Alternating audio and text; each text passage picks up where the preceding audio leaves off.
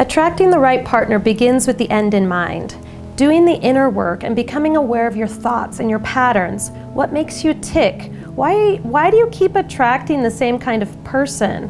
Where are you judging yourself or doubting your self-worth? It's really important to dive deep into ourselves and take an honest look at what do we see. So many times we seek what we know is familiar, but not what we really want. I want you to know the truth. You can break the chain and create a new opportunity in your relationships right now. To help you do this, I want to offer you a free resource that will not only help you attract the right partner, but will also teach you how to look at your mind, body, and spirit and bring it back into balance. This takes me way back. First of all, I've always gone after what I wanted. My mom always encouraged me to let them come to me, the old-fashioned way. So much for that. I was 19 years old and I was full of energy, and I thought, I'm just gonna go for what I want. I'm downtown, I'm shopping. I see this attractive guy and he's in a store that I really liked. He was working there, and so I went up to him. I wasn't gonna let him to come to me. I went up to him, we exchanged contact information, and a few weeks later he called me, and it sort of set the stage of how things would go in our relationship. You know, I was gonna be the instigator, or I was gonna be the one that kind of paved the way. And the months passed, we're now living together, and I'm working long days, and he was no longer with the store. And I just remember working 9 to 9, coming home from a long day of work and to a sink full of dishes and to cook. And I remember saying, are you gonna get a job? What are you gonna do? And he wasn't really worried because I was holding down the rent. I was working full time. And this got old. It got really old after a while. And I think I needed to speak, now I know I needed to speak my truth, but at the time, well, I didn't want to rock the boat, and so I just sucked it up and kept doing it. We own a house together, and I'm getting older. I'm thinking about my future, and what I'm just noticing is the way that I'm being treated. I'm not being fully supported. I've been promoted in my company at this point, and I'm having a lot more stress. And he's just not there for me. I'm having to rely upon myself. And, well, like I've said, like there's a saying in Espanol that is mejor sola que mal acompañada, which means better off alone than badly accompanied. I needed to be supported. I started to ask for more support, and I started to realize more and more, this was not the father of the children that I intended to have.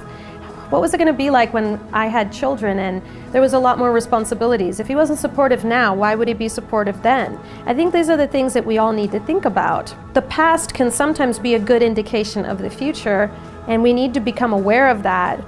We can't just keep thinking, well, maybe next year they'll change, or, well, they've never honored my needs, but maybe they'll start. I think we really need to be honest with ourselves and think about, what do I really deserve? You may be thinking, do I deserve that? Absolutely you do. You have a lot to contribute, and you need to be loved for who you are and be supported. So there's someone out there that will do that for you, and it's up to you to look for that person. This relationship, it went on for 3.5 years. We were engaged when I broke it off. We had this house together, we had a mortgage payment.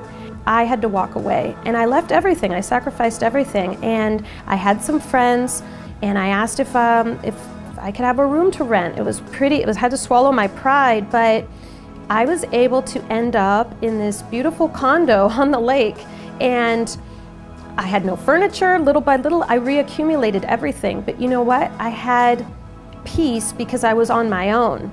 I didn't have to be mistreated or not listened to or manipulated.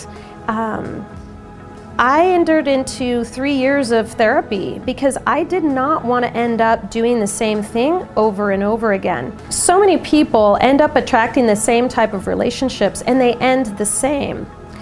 Talking to the therapist helped me understand that we are creatures of habit. We need to look within, we need to see the triggers and what is motivating us, start making new changes, and you're going to see new results.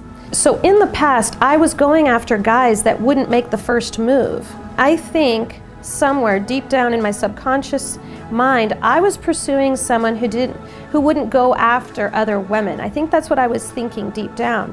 What's really at the root of your feeling? In my case, it was that I wasn't feeling safe, not being sure of me as a person. I've become more sure through life's bumps and bruises, the lessons that we learn along the way. We cannot rely on someone else completing us or making us feel whole. Wholeness will only come from a complete love and acceptance of ourselves. And yes, that means loving your strengths and your weaknesses. In my case, I think a strength is communication, and speaking of communication, so very important that you share your thoughts and your desires. Don't bottle them up. Don't be afraid of being judged. It's better to be honest with yourself, then you know you put it out there. So many times we don't say what we're really wanting or desiring because we fear we're going to be told no. A lot of this comes from our childhood and hearing no or being shut down by someone. Inside of all of us, there is this inner child that still exists. It's sometimes referred to as the ego. It's important to acknowledge and support this inner child because they're going to be with us always.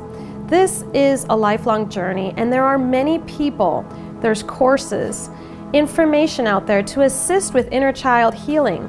But one way that you can start is by tuning into the feelings. Just don't ignore them. When you feel something, take a moment to go deeper. Take a deep breath. Feel what is really going on. When was the first time that I felt that? What happened? Why are you allowing this to continue in your life if it isn't serving you? People may stay in toxic relationships longer than they should, like I did, for fear of getting older. What if I don't find someone else like this? I've invested this many years. I don't want to start over. If someone isn't adding to your life and together doing the work to be the best version of themselves, that you're stronger together, feel into the feelings. Is this tolerable to you? Are you going to continue to tolerate this? Write yourself notes in the mirror. I am beautiful, smart, fun, amazing. Believe in yourself. Become it. You will attract what you are on the inside. This is a law of reflection. A lot of what you're seeing around you, it's because of what's going on inside of you. Believe me, when you love yourself, your vibration and your energy shifts. You no longer need someone to fix you or make you feel complete because you are complete on your own. This is the one life that you can live.